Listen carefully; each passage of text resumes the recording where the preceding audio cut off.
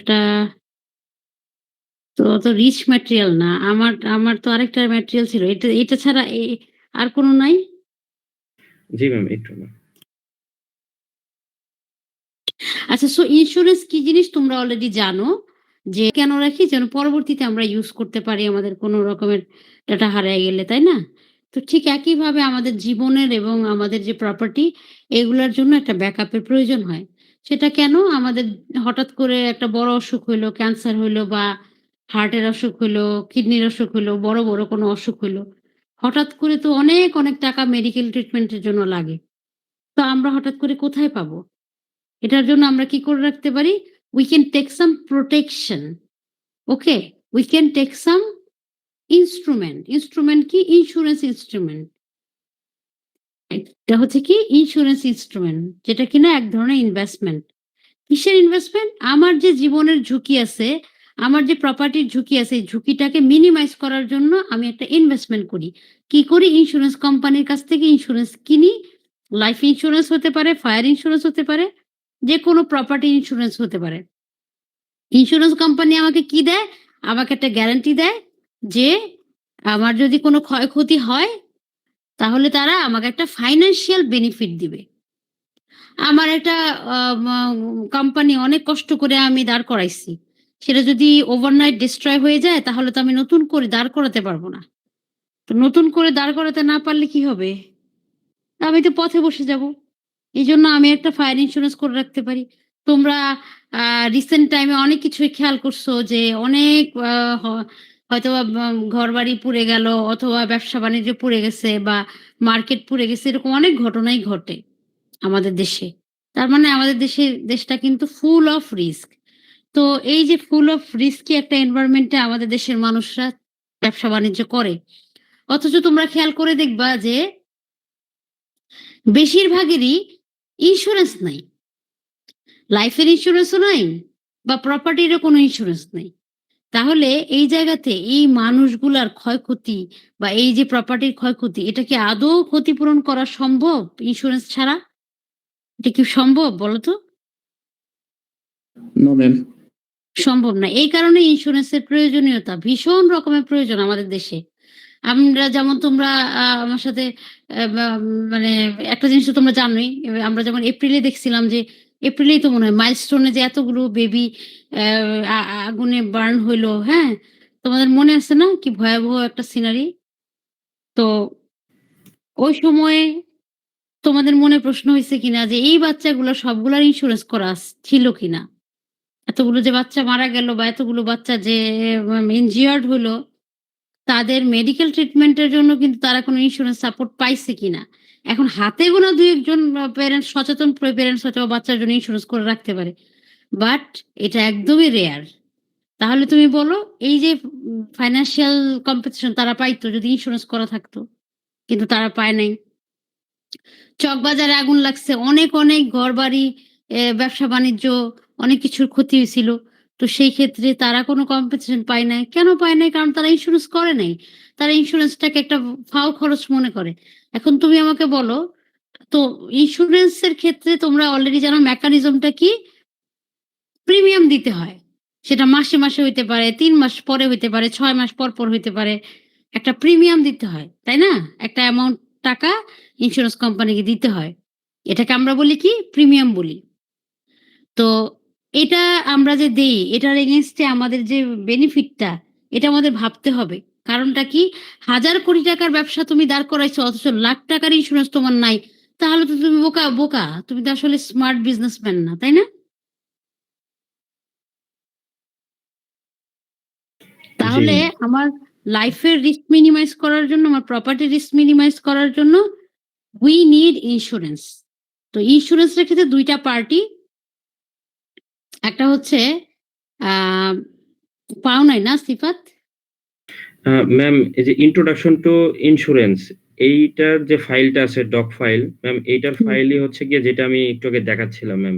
ওই আর ফাইলটাই নাই? আছে। নো ম্যাম, আর কোন ফাইল নেই। ও আচ্ছা, আরেকটা ফাইল আছে ওইটা আমি তোমাদেরকে দিয়ে দিতে হবে। আমার আগের কোর্সের মধ্যে আছে। এটার মধ্যে মনে হয় ম্যাডাম এড করে নাই। আচ্ছা যাই হোক আমি দিয়ে দিব ওখান থেকে পড়ো। এটা খুবই পোর একটা করা আছে। তো যাই হোক এখান থেকে কিছু, কিছু জিনিস পইড়া নিও। রি-ইন্সুরেন্স পইড়ো, ডাবল ইন্সুরেন্স পড়ে নিও। এই ফাইলটাতেও ২-১ টা ইম্পোর্টেন্ট জিনিস আছে। আর বেসিক জিনিসগুলো আমি ফাইলটা দিলে ওখান থেকে পড়লে বেটার। ওখানে একটু রিচ। তা আমি কনসেপ্টটা তোমাদের দেই আমার সাথে গল্পের মতো করেই বুঝো। কারণ এত, এত পড়া যে আমি তোমাকে যদি খুব আম মানে স্ট্রেস দেই এটা মাথায় রাখতে পারবে না। তো যেটা বলছিলাম আরকি। Insurance basically an instrument to protect our life and property. মানে we mean that if we face any kind of losses of our life and property, insurance company will give us the coverage. Insurance company will give us the financial benefit, right? তো আমাদের ইন্সুরেন্সের ক্ষেত্রে ২ টা পার্টির কথা আমরা বলি, ইনসিওরার এবং ইনসিওরড। ইনসিওরার হচ্ছে ইন্সুরেন্স কোম্পানি মাথায় রাখো। ইনসিওরার কে? Insurance company, ma'am. R ইনসিওরড K? The person who receive insurance. Exactly. The person who receives insurance or the people who takes the policy, who buys the policy. So the organization or institution what sells the insurance policy, they are called insurer, and the people who actually buy the insurance, they are called insured. Okay? মনে থাকবে? যারা কিনে তারা ইনসিওরড, যারা বেচে তারা হচ্ছে ইনসিওরার। ওকে? তো সেই জি। জায়গা থেকে ইন্সুরেন্স কোম্পানিগুলা সবগুলারই ইন্সুরার বলবো আমরা। আচ্ছা গেল পার্টি। ইন্সুরেন্স কনসেপ্টও কিছুটা বুঝলাম। তো ইন্সুরেন্স কনসেপ্টের সাথে রিস্ক খুব বেশি ওতপ্রোতভাবে জড়িত। কারণ আমরা অলরেডি জানি যে আমরা যখন আমাদের যখন বিশ্ববিদ্যালয়ে আসি, রাস্তায় এই যে একটু আগে এক রিক্শাওয়ালা বলতেছিল যে তার নাকি এই বাস ক্ষতি করছে এই সেই এগুলো বলতেছিল। তো, তো বাসে আসা যাওয়া করতেছো, লাইফ ইজ ভেরি রিস্কি। তো লাইফ যে রিস্কি এটার জন্য কোনো ব্যাকআপ আছে তোমার? তোমার কোনো ইন্সুরেন্স আছে? নাই। তো ইন্সুরেন্স যে নাই, হাত পা ভেঙে গেলে অনেক, অনেক টাকা লাগবে। সেগুলা বাবা-মার দিতে হবে বা অনেক কষ্ট করে ম্যানেজ করতে হবে। বাট যদি ইন্সুরেন্স থাকে ইন্সুরেন্স কোম্পানি পে করবে। একটা হাত ভাঙলে যত টাকা দেওয়ার অত টাকা দিবে। ২ টা পা ভেঙে গেলে বা ১ টা পা ভেঙে গেলে কত টাকা দিতে হবে সেটা দিবে। মেডিকেল ট্রিটমেন্ট এর জন্য টাকা দিবে। বড় কোনো অসুখ হলে টাকা দিবে। হুম? ক্যান্সার ধরা পড়লে টাকা দিবে। এই যে ব্যাপারগুলা যে আমাদের তো হুটহাট অসুখ হয়। এখন তো কোনো বয়সেরও ব্যাপার নাই। হ্যাঁ? হার্ট অ্যাটাক করতেছে, স্ট্রোক করতেছে। তার মানে our life is very risky and life is uncertain. So as the life is uncertain and we are not taking any insurance, that means we are not enough aware about the risk management technique. পৃথিবীর সব দেশে সব মানুষ risk management টেকনিকের ব্যাপারে সচেতন, কিন্তু আমরা সচেতন না। যদিও আমাদের দেশ সবচেয়ে বেশি রিস্কি কম্পারেটিভলি। কারণ পলিটিক্যাল আনস্টেবিলিটি বলো, সবকিছু বলো, সেই জায়গাতে ব্যবসা-বাণিজ্য খুবই রিস্কি অবস্থায় আছে। তখন আমরা কোনো ফায়ার ইন্সুরেন্স নিলাম না।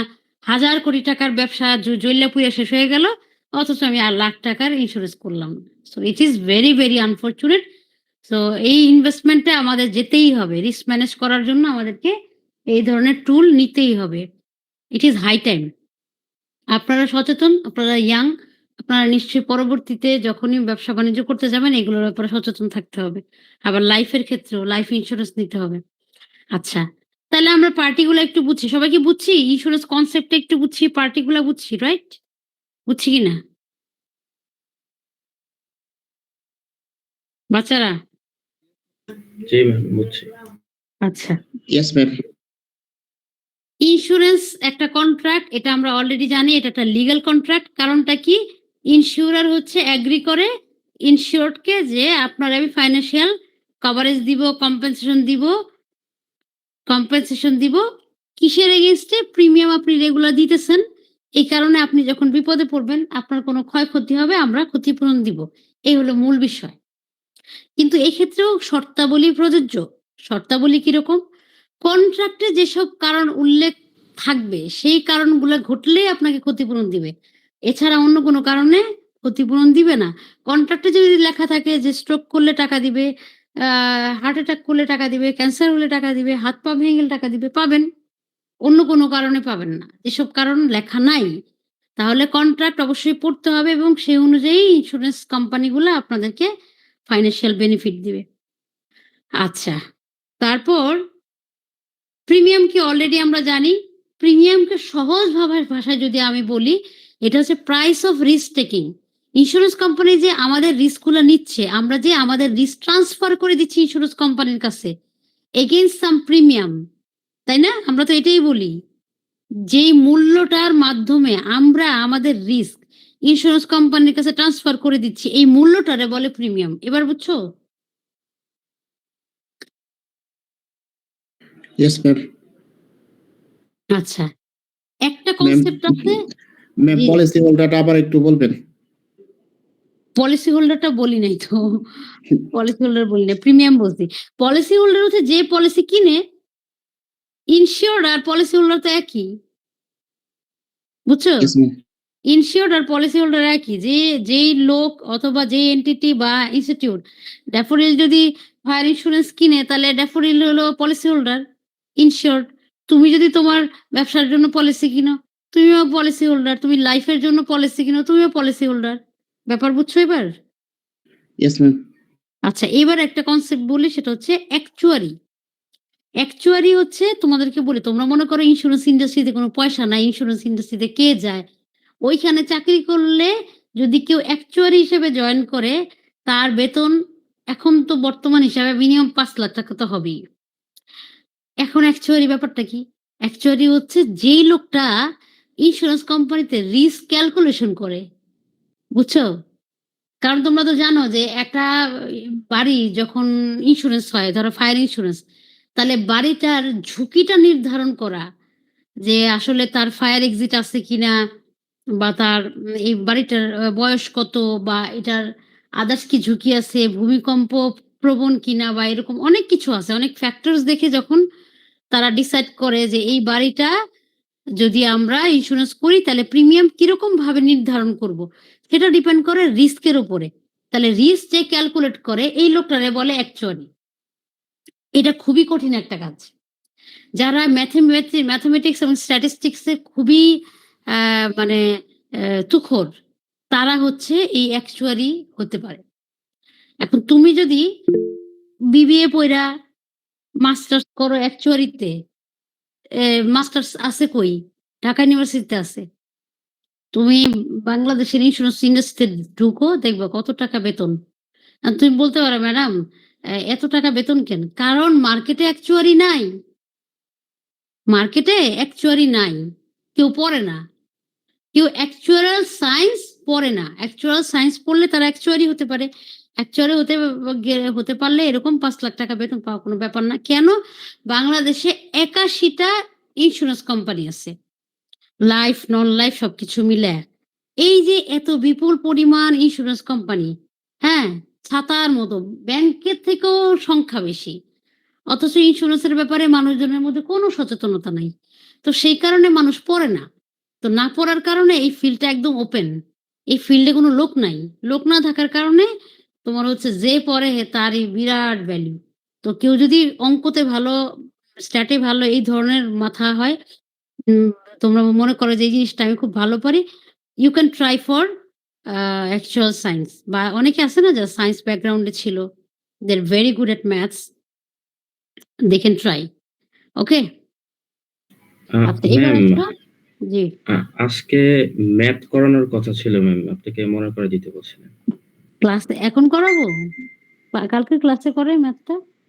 আচ্ছা, সেটাই ভালো হয়। জি ম্যাম, ক্লাসে করালে ম্যাথটা বুঝতে সুবিধা ম্যাম হবে। না, কালকে মানে ক্লাসেই ম্যাথটা ম্যাথ করান। দেখে আমি অনলাইনে করাচ্ছি না, বুঝছো? থিওরি দেখে বলতেছি আরকি অনলাইনে। তাহলে কালকে আবার মনে করায়ও, একটু ওপেন করে দিও, ঠিক আছে?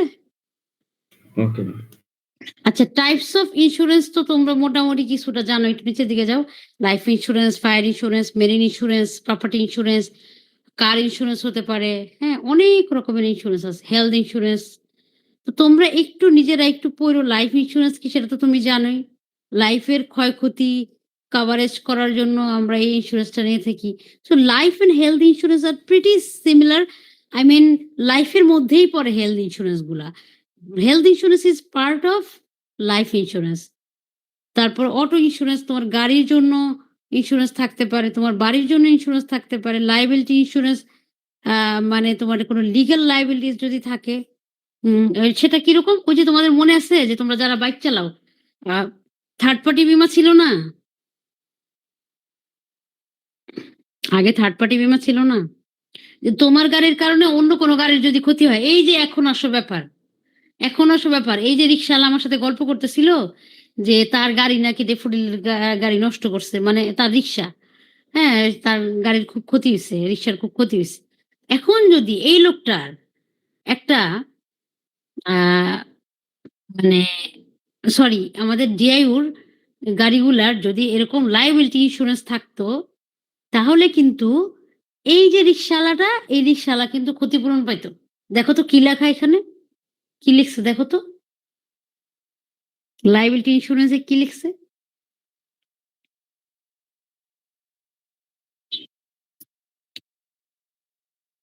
দেখছো?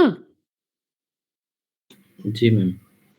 তার মানে আমার কারণে অন্য কারো যদি ক্ষতি হয়, সেটার ক্ষতিপূরণ আমি দিবো কোত্থেকে হঠাৎ করে? তখন আমার যদি লায়াবিলিটি ইন্সুরেন্স করা থাকে, তাহলে ইন্সুরেন্স কোম্পানি আমার হয়ে ওই লোকরে ক্ষতিপূরণ দিয়ে দিবে। ব্যাপারটা ইন্টারেস্টিং না? Yes ma'am. রি-ইন্সুরেন্স কি? এটা একটু চট করে বলে ফেলি। খুবই ইম্পোর্টেন্ট টপিক। দেখো রি-ইন্সুরেন্স হচ্ছে কি? দেখো কি লেখছে? লেখছে কি? When an insurance company transfers part of its risk to another insurance company. এইটার ক্ষেত্রে তোমারে বলি, ওই যে গভর্নমেন্টের বড়, বড় প্রজেক্ট হয় না? ধরো পদ্মা বা বড়, বড় প্রজেক্ট, হুম? আ মেট্রো হইতে পারে, হুম? মেট্রো রেল, ঠিক আছে? তো এই ধরনের বড় প্রজেক্ট গুলোতে ওরা তো হিউজ ইনভেস্টমেন্ট। তো ইনভেস্টমেন্ট সাধারণত আমরা তো জানি যে প্রত্যেকটা আ আ প্রপার্টি বা সবকিছুই আসলে ইন্সুরেন্স করতে হয়। গভর্নমেন্টও হয়তো বড় যে প্রজেক্ট গুলো থাকে সেগুলো ইন্সুরেন্স করে রাখে। তো এই ইন্সুরেন্স করতে গেলে যেমন ধরো সাধারণ বীমারে হয়তো দায়িত্ব দিল। সাধারণ বীমা হচ্ছে পাবলিক ইন্সুরেন্স কোম্পানি, তোমরা জানো। বাংলাদেশের নন লাইফ ইন্সুরেন্স, হ্যাঁ? নন লাইফ আর লাইফ বুঝো তো? লাইফ হচ্ছে আমাদের জীবনের জন্য যে বীমাটা। আর নন লাইফ হচ্ছে তোমার জীবন ছাড়া প্রপার্টি যে ইন্সুরেন্স, এগুলোরে বলে নন লাইফ। তো সাধারণ বীমা হচ্ছে বাংলাদেশের আ মানে পাবলিক আরকি সরকারি সে বীমা কোম্পানি হচ্ছে একটাই। ঠিক আছে? তো এই বীমা কোম্পানির কাছে ধরো এই মেট্রো রেলের প্রজেক্টটা ইন্সুরেন্স করা আছে। তোমরা কি আমার কথা শুনতেছো? Yes ma'am. এখন জি। সাধারণ বীমা মনে করলো কি এরা একটু রিস্কি। এত বড় প্রজেক্ট হাজার, হাজার কোটি টাকার ব্যাপার-স্যাপার। যদি কোনো ক্ষতি হয় তাহলে আমি যদি একা ক্ষতিপূরণ না দিতে পারি, তাহলে আমি আরেকজনের নেই। আমি কিছু রিস্ক অন্য আরেকটা কোম্পানিতে ট্রান্সফার করে দিই। আরেকটা কোনো নন লাইফ ইন্সুরেন্স কোম্পানির সাথে কথা বলে সে করলো কি 30% হয়তোবা তাকে ট্রান্সফার করে দিল বা 40% ট্রান্সফার করে দিল। বা ইন্সুরেন্স ফান্ড সেল করে দেওয়া। এটাকে বলে ইন্সুরেন্স ফান্ড সেল করে দেওয়া। আরেকটা কোম্পানির কাছে কিছু রিস্ক ট্রান্সফার করে দেওয়া। এটাকে আমরা বলি রি-ইন্সুরেন্স। রি-ইন্সুরেন্স এর ক্ষেত্রে ক্লেম সেটেলমেন্ট টা কিরকম হয় জানো? ক্লেম সেটেলমেন্ট বুঝো? আমার যদি ক্ষতি হয় আমি ইন্সুরেন্স কোম্পানির কাছে গিয়ে চাবো না যে, "ভাই আমার এই ক্ষয়ক্ষতি হইছে, আমার টাকা দেন।" এটাকে বলে ক্লেইম। এটাকে আমরা কি বলি? ক্লেইম বলি। তো যখন এই ধরনের ক্লেম সেটেলমেন্ট হয়, রি-ইন্সুরেন্স এ আছি কিন্তু আমরা। ২ মিনিট মনোযোগ দাও, ছেড়ে দিব। রি-ইন্সুরেন্স এর ক্ষেত্রে ক্লেম সেটেলমেন্ট টা কিরকম ভাবে হয়? ওই যে বললাম না ৩০% আরেকটা কোম্পানিরে দিছে, আর সাধারণ বীমার কাছে ৭০% আছে। বুঝছো তো? ব্যাপারটা তো বুঝছো এটুক পর্যন্ত?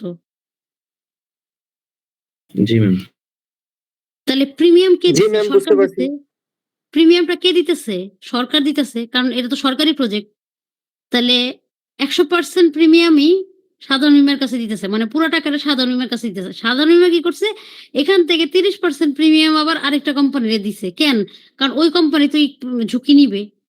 তাহলে যখন ক্ষতি হবে তখন সাধারণ বীমা ওই কোম্পানির কাছ থেকে ৩০% টাকা নিয়া পুরা 100% দেওয়ার চেষ্টা করবে। এই সরকারি যে প্রজেক্টটা মেট্রো রেলের যদি কোনো ক্ষতি হয় বা এরকম একটা বিষয়। এখন কি কনসেপ্ট একটু ক্লিয়ার? রি-ইন্সুরেন্স জি। এর ক্ষেত্রে 30% যে সাধারণ অন্য একটা কোম্পানির কাছে ট্রান্সফার করছে, এটা সরকারের না জানলেও চলবে। এটা সরকারের জানার দরকার নাই। কারণ সরকার কন্ট্রাক্ট করছে হচ্ছে সাধারণ বীমার সাথে। ইন্সুরেন্স কন্ট্রাক্ট হচ্ছে সাধারণ বীমার সাথে। সাধারণ বীমা নিজের ঝুঁকিটা কমানোর জন্য আরেকটা কোম্পানির কাছে ট্রান্সফার করছে। এরপর ক্লেম সেটেলমেন্ট এর ক্ষেত্রে সাধারণ বীমা নিজে ওই কোম্পানির কাছে টাকা আদায় করে নিয়ে তারপরে সরকারের এই প্রজেক্টে ক্ষতি হইলে ক্ষতিপূরণ দিবে। সিম্পল। এবার বুঝছো? জি ম্যাম, জি ম্যাম। ইয়েস ভাই। জি ম্যাম, বুঝতে পারছি। তো এটাতে কোনো প্যারা নাই। যে ১ম যার সাথে ইন্সুরেন্সটা হয় সেই এগুলো দায়িত্ব নেয়। সেই মন চাইলে ট্রান্সফার করে রিস্ক। না মন চাইলে করে না। যদি ট্রান্সফার করে তখনই এটার নাম হয় রি-ইন্সুরেন্স। নাহলে তো নরমালি ইন্সুরেন্সই থাকে। বুঝছো? একটু নিচের দিকে যাও। একটু বা বা বাসায় একটু কিছু জিনিস দেখে আইসো। নেক্সট ক্লাসে মানে কালকে তো ক্লাসই। একটু কিছু জিনিস দেখে আইসো। এখানে যা আছে একটু চোখ বুলায় আইসো। ঠিক আছে? একটু চোখ বুলায় আইসো কষ্ট করে। যেমন ইন্সুরেবল ইন্টারেস্ট এই যে এই পার্ট গুলা দেখো রিস্ক অ্যান্ড লিগ্যাল অ্যাসপেক্ট। সাবরোগেশন কি, ইনডেমনিটি কি, মোরাল হ্যাজার্ড কি এগুলো একটু দেখে এসো। এসব কনসেপ্টের উপর প্রশ্ন আসে তো ওইজন্য। মানে এই ফাইলটা একটু কষ্ট করে দেখে এসো সবাই, হ্যাঁ? ঠিক আছে? পড়া বলতে পারলে বোনাস আছে। আচ্ছা এইবার অ্যাটেন্ডেন্স নিব। হ্যাঁ, আল্লাহ এই ফাইলটাই তো এরকম কেন তাহলে সামনের দিকে এরকম কেন? ফাংশন দেখে তো তাহলে। এই ছেলেমেয়েরা একটু ফাংশনটা দেখে এসো ফাংশন। পড়া ধরবো ফাংশন।